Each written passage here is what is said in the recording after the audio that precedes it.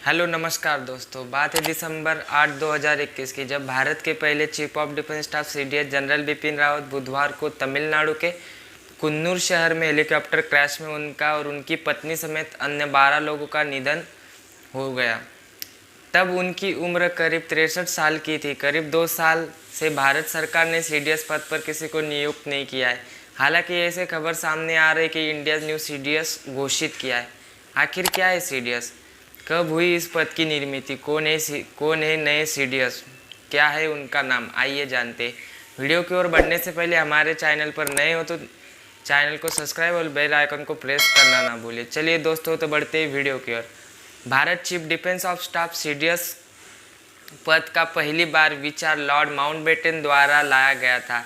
General केवी कृष्ण राव ने जून 1982 में CDS पद का निर्माण किया। भारत पाकिस्तान युद्ध के बाद वायुसेना प्रमुख air chief marshal Pratap Chandra लाल ने धमकी दी थी कि अगर सीडीएस पद का निर्माण किया गया तो वे पद छोड़ देंगे। सीडीएस के पद पर कई वर्षों तक विरोध चला। हालांकि बाद में 1999 में कारगिल समीक्षा समिति को सिफारिश कर मंत्रियों के समूह ने आधिकारिक रूप से 2001 में सीडीएस के पद का प्रस्ताव रखा। उसके बाद 2012, 16, 2017 को भी प्रस्ताव रखा। भारत में एक लंबे समय से बात की गई स्थिति 15 अगस्त 2019 को नई दिल्ली के लाल किले से अपने स्वतंत्रता दिवस के भाषण के दौरान प्रधानमंत्री नरेंद्र मोदी द्वारा बताया गया था कि बहुत जल्द chief defence of staff CDS के पद की घोषणा की जाएगी।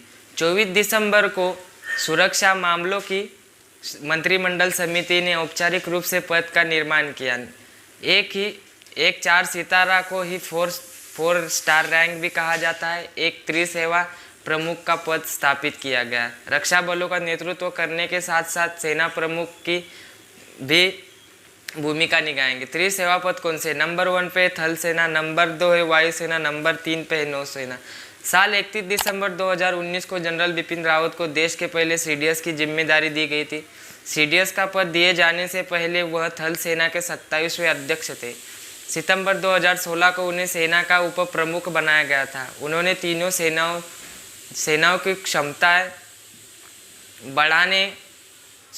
बढ़ाने में अहम योगदान दिया। ठीक 2 साल बाद उनकी हेलीकॉप्टर क्रैश में निधन हो गया। सबसे chief of defence staff CDS का पद रिक्त था। अभी फिलहाल ऐसे खबर सामने आ रही है कि लेफ्टिनेंट जनरल अनिल चौहान को सीडीएस के पद पर नियुक्त किया है।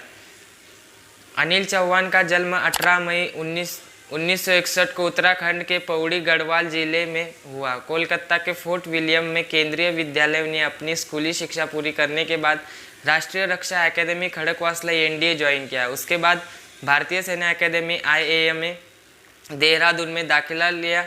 सैन्य करियर में 1881 में 11वीं गोरखा राइफल में भर्ती हुए थे। अपनी सेवा के बाद कई वर्षों के दौरान चौहान ने बारमूला सेक्टर में एक इन्फिनिटी डिवीजन की कमान संभाली थी। बाद में लेफ्टिनेंट जनरल के रूप में उन्होंने उत्तर पूर्व में एक कोर की कमान संभाली। इसके बाद वह सितंबर 2019 के पूर्व कमान से general officer commanding of chief बने और 31 मई 2021 में रिटायर हुए। सेना में उनकी विशिष्ट और शानदार सेवा के लिए उन्होंने लेफ्टिनेंट जनरल अनिल चौहान को 2018 में उत्तम योद्धा सेवा पदक सम्मानित किया और 2020 में परम विशिष्ट सेवा पदक, अति विशिष्ट सेवा पदक, सेना पदक और विशिष्ट सम्मानित किया गया। रक्षा मंत्रालय ने एक अधिसूचना जारी की जिसमें कहा गया था कि 62 वर्ष से कम उम्र में किसी भी 3 सितारा अधिकारी, लेफ्टिनेंट जनरल, वाइस एडमिरल या एयर मार्शल, चाहे सेवारत हो या सेवानिवृत्त, योग्य उम्मीदवार को सीडीएस के रूप में नियुक्त किया जाएगा। अधिसूचना ने बाद में चौहान को, जो पहले ही 60 वर्ष की आयु में लेफ्टिनेंट जनरल के रूप में सेवानिवृत्त हो चुके थे, योग्य उम्मीदवारों के पूल में प्रमुख अग्रदूतों में से एक बना दिया गया। 28 सितंबर 2022 को रक्षा मंत्रालय ने अनिल चौहान को सीडीएस के पद पर नियुक्त किया। चौहान साथ ही डिपार्टमेंट ऑफ मिलिट्री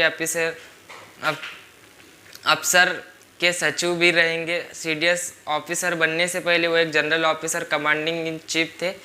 वो पिछले ही साल सेवानिवृत्त हो गए। सेना में अपनी सेवा को अलावा चौहान ने 2 किताबें लिखी है, aftermath of nuclear attack, एक analytical detailing the effects of nuclear fallout, जो 2010 में प्रकाशित हुआ था। मैं आपसे आशा करता हूँ कि आप एक बार इस बुक को ज़रूर पढ़ें। और हमारा वीडियो इन्फॉर्मेटिव लगा तो हमारे चैनल को लाइक, शेयर एंड सब्सक्राइब करना ना भूलें। जय हिंद दोस्तों।